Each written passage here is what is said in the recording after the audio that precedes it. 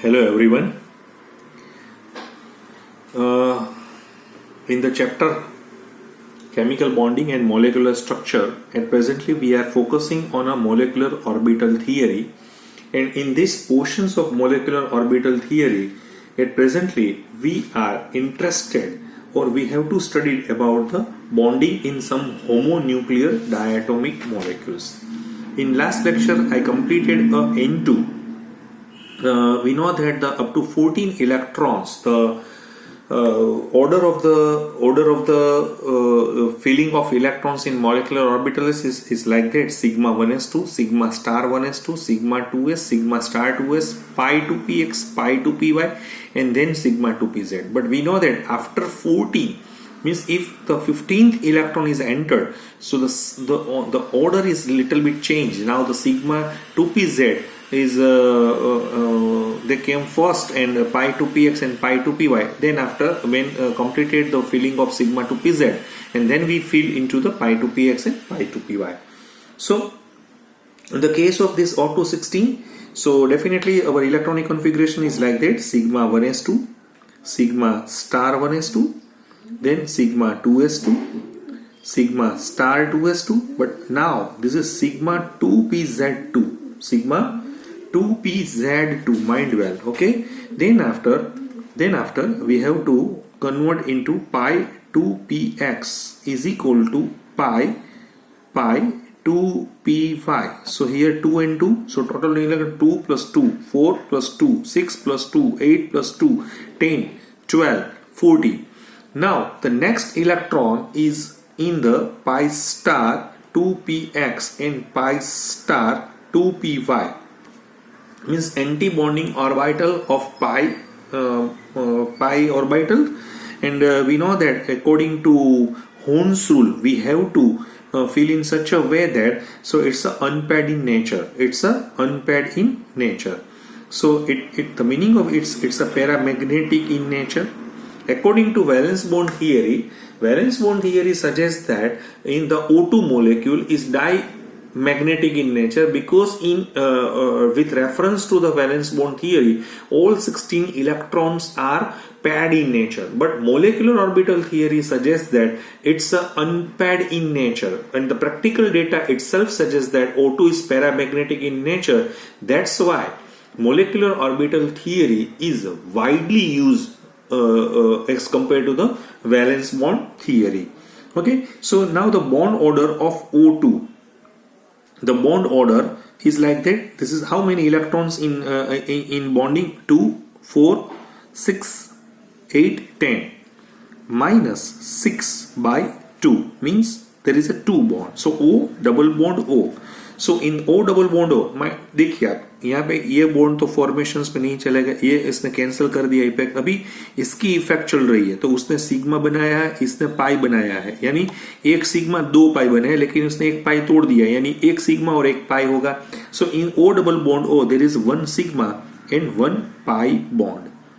Okay, तो ये हम O2 में कुछ समझ सकते हैं. फिर से मैं समझाना चाहता हूं कि molecular orbital theory is particularly or especially successful in explaining the electronic structure of oxygen molecule, because experiment shows that O2 is paramagnetic because it's a weakly attracted to a magnet, and that's the molecule contain 2 unpaired electron. And in addition, the bond length in O2 is about what is expected for an oxygen-oxygen double bond.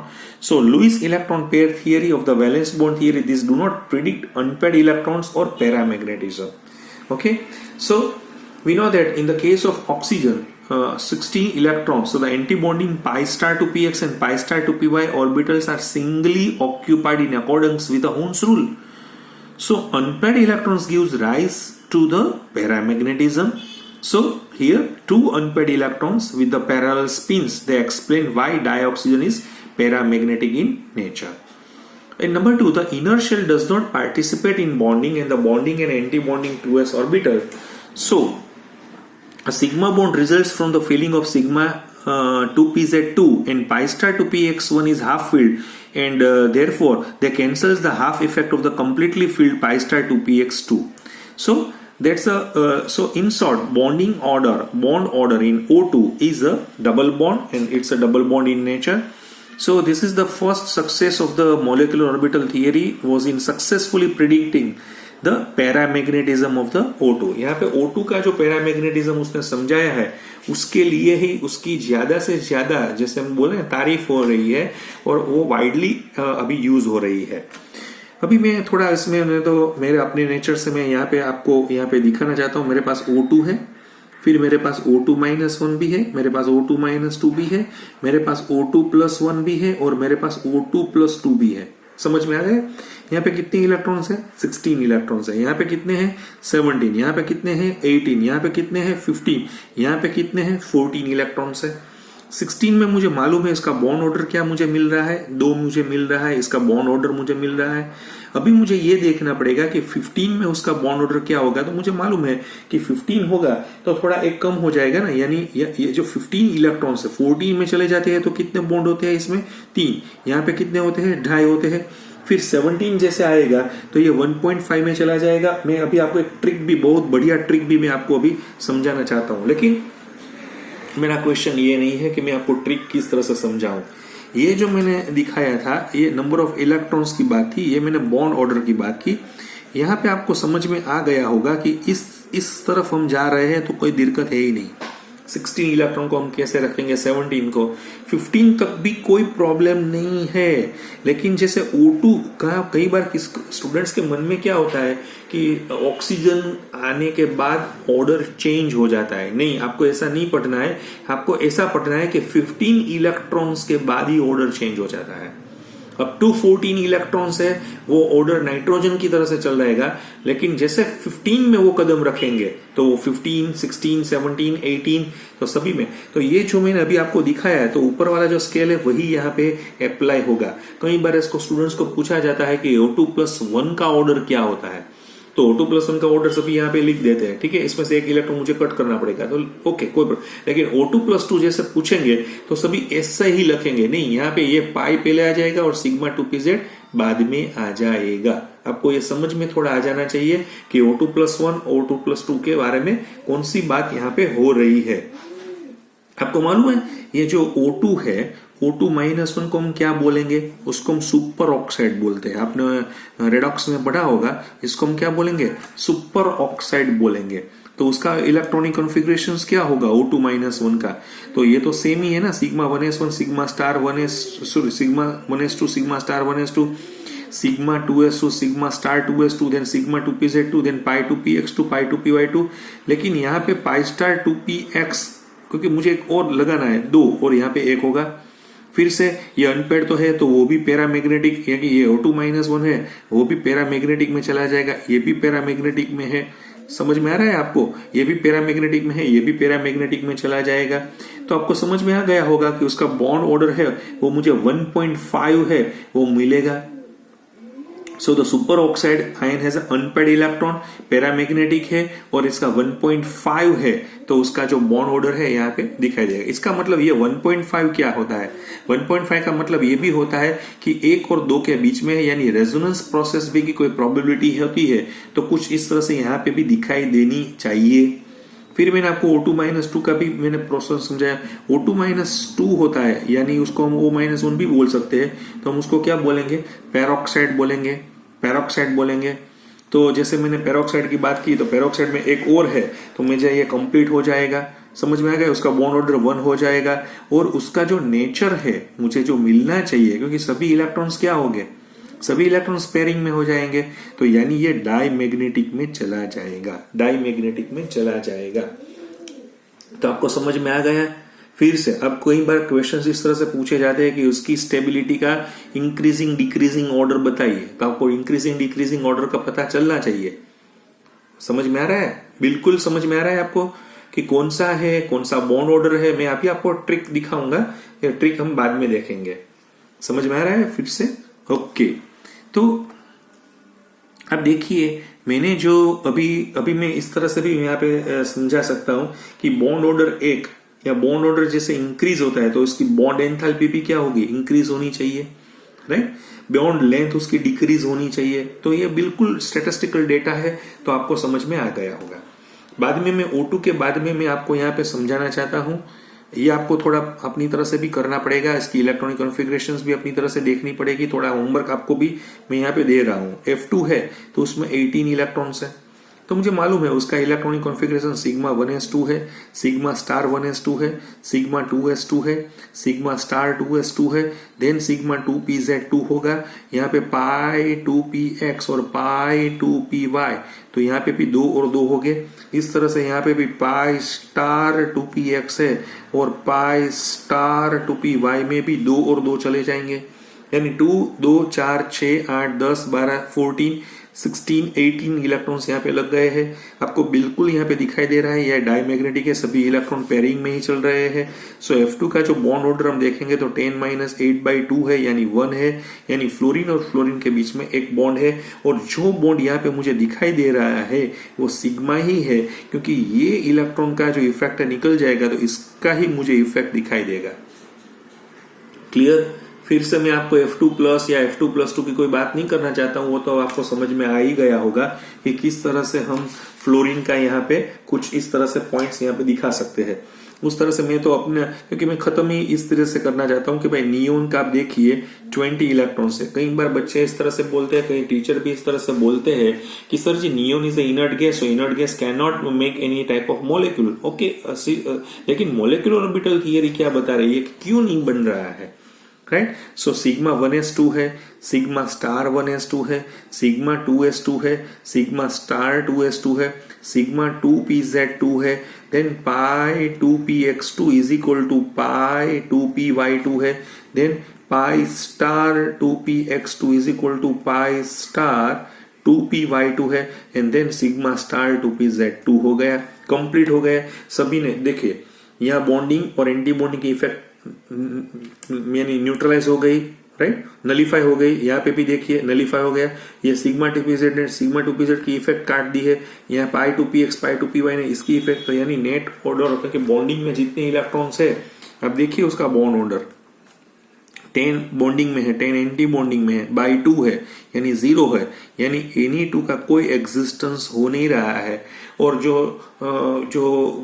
मीडियो के students है वो इस तरह से समझ रहे हैं कि वो इनर्ट गैस है इसलिए नहीं हो पा रहा है, राइट? तो देखिए मेरा क्वेश्चन ये भी है, तो Na2+ में कुछ कर सकता हूं? डेफिनेटली हो सकता है, समझ में आ रहा है, क्योंकि इसमें 19 इलेक्ट्रॉन चले जाएंगे तो हो सकता है Na2+ पॉसिबल है। नियोन लाइट की मैंने मेरे जो इलेक्ट्रिक डिस्चार्ज ट्यूब में मैंने नियोन जो गैस भर के उसमें से मैं इलेक्ट्रिक करंट या डीसी करंट में उसमें से पास करूंगा तो उसको एनर्जी मिलने की वजह से, भले वो अनस्टेबल है लेकिन हो सकता है, अनस्टेबल तो अनस्टेबल है तो सही, Na2 तो ऐसे ही पॉसिबल नहीं है, तो उससे तो ज्यादा स्टेबल थोड़ा Na2+ है, क्योंकि भले अनस्टेबल है वो तो एग्जिस्टेंस नहीं कर पा रहा है Na2। तो उस वजह से हम कुछ यहाँ पे समझा सकते हैं कि क्यों हमने यहाँ पे ये पॉइंट्स डाला हुआ है। अभी आपको मैं जो अभी अपनी तरह से जो चला जा रहा हूं वो मैंने आपको पहले भी बोला था कि मैं बिल्कुल आपको अपनी जो डिटेल्स है वो पूरा मैंने यहाँ पे डाल दिया है। आपको यहाँ पे इसका पता चलना चाहिए कि इसमें 10 हो गए, इसमें 9 हो गए, बाई 2 होगा यानी 1/2 होगा, यानी इसमें 0.5 है और ये पैरामैग्नेटिक में चला जाएगा, बनेगा तो वो पैरामैग्नेटिक में हो सकता है। क्लियर? फाइन। अभी मैं देखिए कहानी में मैं थोड़ा थोड़ा टेस्ट तो मैं डालना ही चाहता हूं। अभी एक मेरे पास एक कहानी और भी है। अच्छा, पहले तो बच्चे को थोड़ा वो आपको जो वो उत्सुकता होगी कि सर जी वो ट्रिक क्या है। देखिए मैं ट्रिक आपको बताना चाहता हूं कि ट्रिक क्या है, किस तरह से आप बॉन्ड ऑर्डर को, अच्छा पहले एक बार समझ लीजिए, डायरेक्ट ट्रिक में जाने की कोई जरूरत नहीं है, राइट? अभी मैं आपको बॉन्ड ऑर्डर फॉर डायएटॉमिक मॉलिक्यूल के बारे में समझाना रहा हूं। देखिए मैंने थोड़ा अभी वर्ड्स चेंज किया है। क्या चेंज किया है? होमोन्यूक्लियर नहीं बोला मैंने, अभी डायएटॉमिक मॉलिक्यूल्स की बात में कर रहा हूं। आप क्या करिए, ठीक है, आपको समझ में आ जाएगा कि आपको टोटल इलेक्ट्रॉन्स देखने पड़ेंगे, टोटल इलेक्ट्रॉन्स की बात करनी पड़ेगी, राइट? और यहां पे मैंने दिखाया है इसका बॉन्ड ऑर्डर। देखिए टोटल इलेक्ट्रॉन्स 8, 9, 10, 11, 12, 13, 14, 15, 16, 17, 18, 19, 20, इस तरह से हमने देखे। हम आगे भी जा सकते हैं, कोई प्रॉब्लम नहीं है। अभी आपको क्या देखना है, आपका जो मेन टॉपिक है वो है 14। आप 14 पे चले जाइए। यहाँ पे जहाँ पे भी देखेंगे तो उसका बॉन्ड ऑर्डर आपको 3 मिलेगा, जैसे मैंने N2 में आपको समझाया था। बस ये आपने पकड़ लिया, इसका जो चोटी है वो आपको पकड़ लेना है। बाद में आपको क्या है, ऊपर जैसे हम जाएंगे तो आपको एक 0.5 कम करने पड़ेंगे। यहाँ पे 2 है, यहाँ पे 1.5 हो जाएगा, यहाँ पे 1 है, यहाँ पे 0.5 है, और 8 में क्या होगा 0। देखिए बिल्कुल इजी है। आपको ये 14 वाला है, क्योंकि 14 है ना, वहां पे वो कुछ लफड़ा है, क्योंकि वो चेंज भी हो पा रहा है। 15 से जैसे हम जाएंगे तो हमने यहाँ से भी कम कर दिया, आप आधा आधा कम कर दीजिए। यानी यहाँ पे 2 है, यहाँ पे क्या आ गया 1.5, यहाँ पे क्या आ गया 1, यहाँ पे क्या आ गया 0.5, और यहाँ पे क्या आ गया 0। समझ में आ गया? अब आप ये ट्रिक है, ये मैंने ट्रिक जो आपको पास है, तो मैंने यहाँ पे पूरा आपको explain total number of electrons. So if you find the total number of electrons and then you get the idea और the forecasting about the bond order. Okay, तो ये बॉन्ड ऑर्डर की एक बहुत बढ़िया बात मैंने आपको समझाई। देखिए अभी मैं आपको थोड़ा डायरेक्ट मैं आपको कॉम्पिटिटिव एग्जाम्स की तरफ मैं आपको खींचे जा रहा हूं। समझ में आ रहा है? जैसे देखिए अभी मैं आपको यहाँ पे कंपाउंड दिखाना चाहता हूं, कार्बन मोनोऑक्साइड। सर जी ये तो डायटोमिक है लेकिन होमोन्यूक्लियर नहीं है, because both are different in nature, they are hetero in nature, because carbon is different and oxygen is also different. But how many valence electron in carbon monoxide? तो 6 + 8 यानी कितने electron होंगे? 14 electrons होंगे, right? सो 6 electrons, तो 14 electrons का उसका bond order मुझे क्या मिलना चाहिए? 3 मिलना चाहिए। बिल्कुल यहाँ से आपको पता चल जाएगा कि 3 is the bond order in carbon monoxide. उसकी जो मैं इलेक्ट्रॉनिक कॉन्फ़िगरेशन वो N2 की तरह ही मुझे लिखना पड़ेगा। पाई पहले आएगा, सिग्मा बाद में आएगा। समझ में आ रहा है आपको? कार्बन मोनोऑक्साइड की मैं बात कर रहा हूं, उसमें 3 बॉन्ड की बात यहाँ पे मैंने दिखाई हुई है। अच्छा, इस तरह से मैं आपको यहाँ पे NO की भी बात करना चाहता हूँ। NO यानी नाइट्रिक ऑक्साइड। तो नाइट्रिक ऑक्साइड में कितने इलेक्ट्रॉन्स होते हैं? मुझे मालूम है ना, 7 इसमें है, 8 इसमें है, यानी टोटल 15 इलेक्ट्रॉन्स होते हैं। तो 15 इलेक्ट्रॉन्स का बॉन्ड ऑर्डर क्या होता है? 2.5। आप देख लीजिए 2.5 यहाँ पे लिखा हुआ है। तो डायरेक्ट आपने आपको, लेकिन मैंने अभी आपको थोड़ा कहानी में, क्योंकि कई बच्चे क्या होते हैं कि सर जी CO तो हमारे एग्जाम मेरे सिलेबस में भी नहीं है, राइट? बट आपको कुछ भी चिंता करने की जरूरत नहीं, लेकिन ये दोनों में एक बहुत बड़ा डिफरेंस है। जैसे 15 आए ना, तो उसका जो हम इलेक्ट्रॉनिक कॉन्फ़िगरेशन दिखाएंगे तो वो कैसा होगा? Sigma 1s2 sigma star 1s2, then sigma 2s2 sigma star 2s2। पहले सिग्मा 2pz आएगा, बाद में पाई आएगा। यहाँ पहले पाई बाद में सिग्मा आएगा। समझ में आ रहा है आपको? ठीक है, मैं आपको और थोड़ा एग्जांपल्स यहाँ पे दिखाना है। जैसे देखिए मैं एक Cn-1 की बात कर रहा हूँ, साइनाइड। मुझे मालूम है इसमें कितने इलेक्ट्रॉन है? 6। इसमें कितने हैं? 7 + 1 होगा ना, क्योंकि माइनस है, यानी 14 इलेक्ट्रॉन्स है। तो इसका क्या हो जाएगा? 3 आ जाएगा बॉन्ड ऑर्डर। बिल्कुल से फटाफट हो रहा है आपको, लेकिन एक बार आपको समझना पड़ेगा कि क्यों फटाफट यहाँ पे हो रहा है। मेरे पास है यहाँ पे देखिए, मैं NO- की बात कर रहा हूँ। NO- यानी इसमें 16 इलेक्ट्रॉन होंगे, 7 8 और +1 16 इलेक्ट्रॉन में मुझे मालूम है ऑलवेज बॉन्ड ऑर्डर क्या होता है? 2 ही होता है। समझ में आ रहा है? NO- का देखिए, मैं यहाँ पे आपको NO+ की भी बात कर रहा हूं। तो NO+ में क्या होगा? तो कि NO में तो 15 था, तो इसमें तो 14 इलेक्ट्रॉन आ जाएंगे। तो इसमें बॉन्ड ऑर्डर क्या मुझे मिलेगा? 3 मिलेगा। समझ में आ रहा है? इस तरह से आप कुछ भी समझ सकते हैं। जैसे मैंने आपको बोला था O2+ की बात कर रही थी, जैसे मैं यहाँ पे आपको O2+ की भी बात की थी। आप समझिए O2+ का अब देख लीजिए, 8 × 16 यानी 15 इलेक्ट्रॉन होंगे। तो 15 इलेक्ट्रॉन्स में तो 2.5 का ऑर्डर मुझे मिलेगा। इस तरह से मेरे पास O2- है, तो O2- में 17 इलेक्ट्रॉन्स आ जाएंगे। तो इसका बॉन्ड ऑर्डर मुझे 1.5 मिलेगा। कहाँ पे जो भी है, तो आप यहां से उसका बॉन्ड ऑर्डर है वो आप यहां पे निकाल सकते हैं। ये पॉइंट्स मैंने यहां पे आपको समझाया हुआ है। अब बिल्कुल समझिए किस तरह से मैं आपको यहां पे दिखाना चाहता हूं। वंस अगेन अजी मैं अभी एक और ट्रिक भी मैं आपके साथ ले आऊंगा, वो आपको कहीं कोई लेक्चर्स में भी नहीं दिखाई देगी, फिर भी मैं यहाँ पे लेना चाहता हूँ क्योंकि ये इसका कनेक्टिंग पॉइंट है, इसलिए मैं यहाँ से समझाना चाहता हूँ। ये आपका जो थोड़ा सुपर ट्रिक वाला पोर्शन था। फिर से What is the moral of the story? Moral of the story अब देखिए कि मैंने वैलेंस बॉन्ड थियरी का भी अपना कोई एक इंपॉर्टेंस है और मॉलिक्यूलर ऑर्बिटल का तो पूरा इंपॉर्टेंस है। आप मैथमेटिक्स के जो भी बच्चे उसको सेट थियरी में आपको समझना चाहिए कि यूनिवर्सल सेट होता है। इस तरह से molecular orbital theory is a one type of universal set because there is no such a type of limitations that can be seen in the case of molecular orbital theory, but there are some drawbacks that we have to observe in the case of valence bond theory. जैसे valence bond theory है which cannot explain the such a type of molecular spectra, वो समझा नहीं पा रहा है, right, but the molecular orbital theory definitely. जो देख अभी एक स्पेक्ट्रा की बात यहाँ पे चली हुई है, आपने वो जो स्ट्रक्चर ऑफ एटम ने पढ़ा हुआ था, लाइमिन, बामर, पास्टन, ब्रैकेट, फून, वो हाइड्रोजन का आपने स्पेक्ट्रा यहाँ पे देखा हुआ था। तो वो जो स्पेक्ट्रा था ना, वो एटॉमिक स्पेक्ट्रा था। मैं अभी मोलिकुलर स्पेक्ट्रा की बात कर रहा हूं, यानी मोलिक्यूल का जो स्पेक्ट्रा होता है उसमें भी उसकी एक लाइन होती है, इसके बैंड आते हैं। तो जितने बैंड आने चाहिए तो वो उसको एक्सप्लेन करने के लिए molecular orbital theory is the best solution. समझ में आ गया कि उसके स्पेक्ट्रा किस तरह से हम दिखा सकते हैं। जैसे मैं आपको एक सिंपल बात यहाँ पे समझाना चाहता हूं, जैसे मैंने नाइट्रोजन की बात की थी, तो आप नाइट्रोजन का जो स्पेक्ट्रा देखेंगे तो यहाँ एक लाइन, दूसरी, तीसरी, चौथी, पांचवी, छठी, सातवीं, 7 लाइन ही मुझे इसमें मिलेंगी। क्यों मिलेगी?